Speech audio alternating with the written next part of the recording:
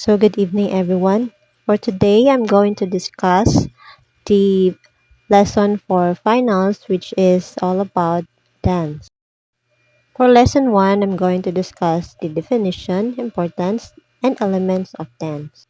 So, dance is the one of the oldest of the arts since time immemorial. So, dili na gid siya makuan og kanusa na siya nag-start ang dance, no?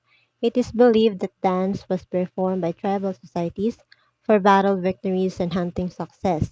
Dance was also used for religious ceremonies and festivities. And also, a dance is the movement of the body in a rhythmic manner, usually accompanied with music, within a given space for the purpose of expressing an idea or emotion, releasing energy, or taking delight in the movement itself. So, here are some of the reasons why dance is important. First is dance can build confidence. So, of course, if you're going to dance, need yun na siya og confident if you're going to perform, di ba? And then, the second is health. Of course, maka-benefit sa datong lawas ana if you're going to dance kay ma-release nimo ang imong tension, maka-release sad ka og imong sweat. Oh. And then third is social involvement. Of course, if you're going to dance or you're going to involve in any particular dance, ang daghan magyud kag makasalamuha ana, makasocialize ana every time you perform. And then fourth is fun activity and relaxation. Fifth is creativity and imagination. If you're going to perform, of course, kanay mo movements sa imong lawas, inigsayaw nimo, diin man nagikan. So of course, diha gyud nagikan sa imong imagination. When na imong from your imagination, imuha na siyang i-apply into a movement. Here are also the elements of dance. We have action, space, time, energy, and body. First is space, the area covered by the dance movements. This includes shape, level, direction, and pathways.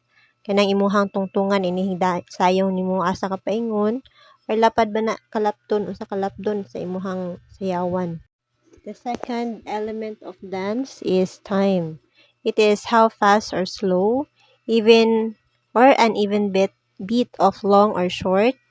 The movement is rhythm, resist, acceleration, and deceleration. So, mo na imuhang kapaspason sa imuhang sayaw. Hinay ba? Paspas pa? So, lain-lain magyud na siya ang classification sa dance. Later on, ato pa na siyang ma-discuss ang classification sa dance. Next element of dance is the energy.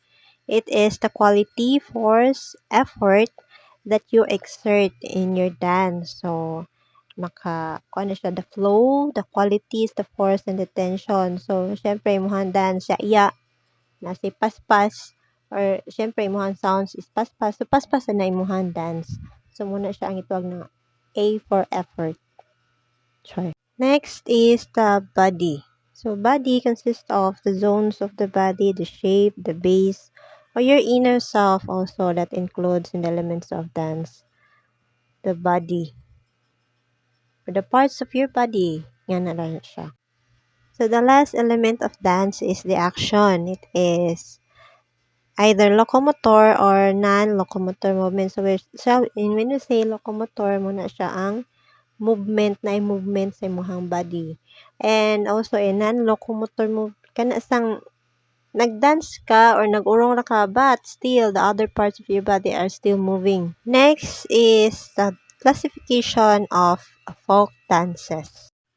So, unsa man gyud meaning sa folk dance, no? So, folk dance is a dance developed by people that reflect the life of the people of a certain country or region. Ritual dances are usually called religious dances because of their purpose.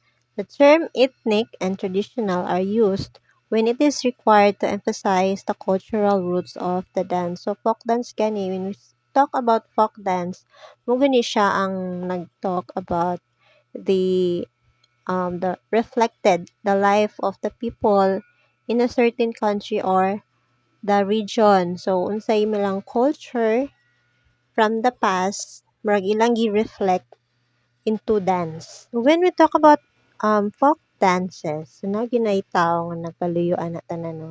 So muna si Francesca Reyes Aquino or Dr. Francisca Reyes Aquino.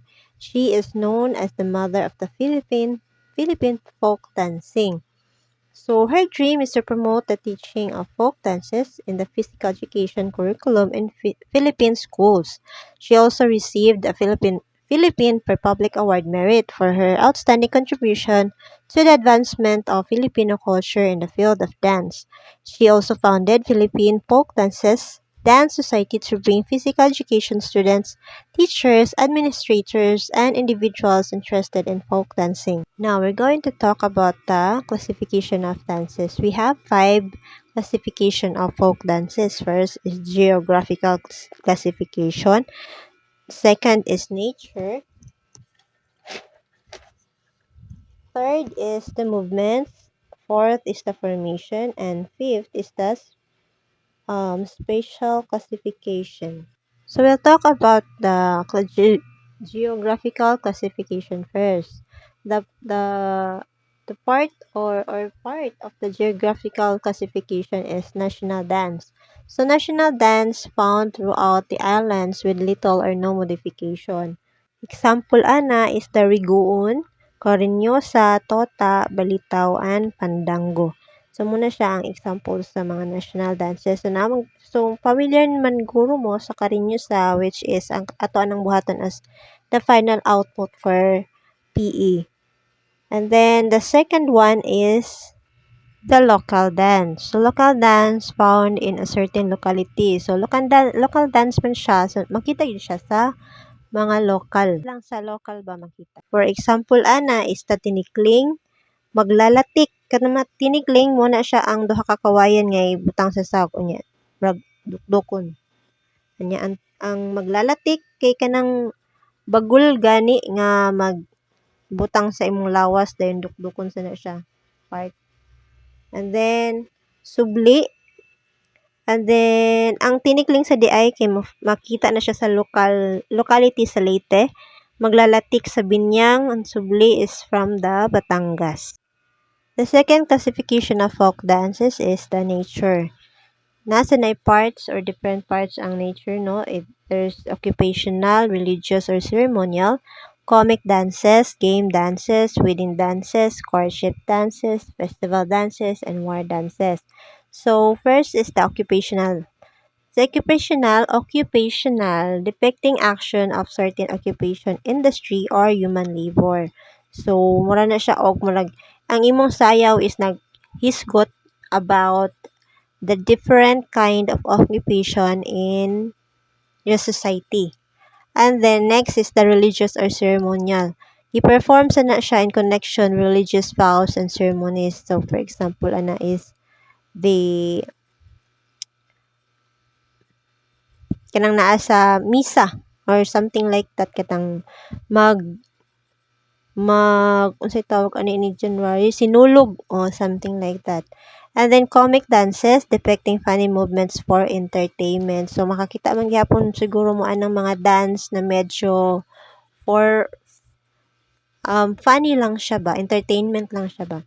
Next is the game dances with play elements or dance mix. Kanang mix na siya nga mga genre, different genre of dances. And then, wedding dances performed during wedding feast. Courtship dance depicting lovemaking. Festival dances suitable for special occasion or any social gatherings. And then the war dances showing imaginary combat or duel. The next classification of folk dances is the movement. So parts of the movement is the active, the moderate, the slow and fast. Muna siya ang movement sa imong dance. Next classification of dance is the formation rather. So square, quadrille, long formation, two or more parallel lines, set, two or more pairs facing each other or standing side by side. So muna siya ang formation ba inig dance nimo. Next is the type of Philippine folk dances. So first is that Maria Clara dance. So Maria Clara dance is originated from Luzon and Visayas. So it is named after the chief female of character of Jose Rizal's No Limitang Hire Spanish influence Philippinized by the use of bamboo castanets and baniko. So baniko man na siya ang paypay na gibit-bit sa balay kung babae kung makita ninyo sa picture. Next type of Philippine folk dance is the rural dance. So it is originated also from Luzon, and the dance illustrates the festive spirit of and love of life. Best known type of Filipino dances. So makita sad ninyo sa pictures, no, it has a colorful types of clothing.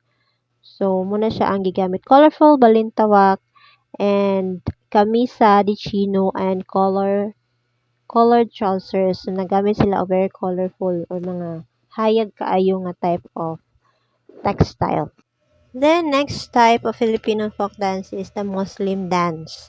So originated from southern Mindanao, it is characterized by vivid colors. So the same ganina sa rural dance, no, colorful sad siya, but this time it has vivid colors and rhythmic movements which reflects the influence of Arabian and Indo-Malaysian cultures. So sa una pa lang ito na siya folk dance, no, kay from the past man siya. So we also know that there's Malay sad ang mura siya og nag-colonize, but not colonize, pero na naging siya Malay sad sa una before the Spanish period. So that's why murag naka-influence sad sila like sa mga colors sa textile nga inyo nakita sa picture. Next type of Philippine folk dance is the tribal dance. It is also originated from Mindanao, and it performed essential for the gods, ceremonial and ritual type of dances. Next is the Cordillera dance. It is originated also from northern Luzon. It dances to celebrate victories, festival, religious rituals, Thanksgiving, and so on, which uses musical instrument. So, muna siya, no? Celebrate victories, festival, religious rituals, and also Thanksgiving. So, yeah. So, yeah, I think that's it for the chapter 1, and there's more coming. Yeah, if you have any questions, just ask right at the comment section below. And thank you for listening.